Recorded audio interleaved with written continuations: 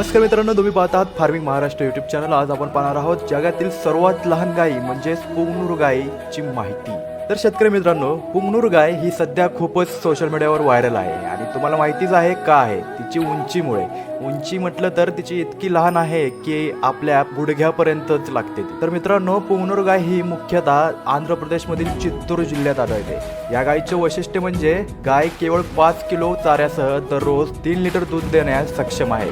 अशा परिस्थितीत जगातील सर्वात लहान गाय म्हणून पुंगनूर गायची ओळख आहे। तर मित्रांनो, पुंगनूर गायची उंची जवळपास कुत्र्या एवढीच असते, म्हणजेच 2.5 ते 3 फूट असते।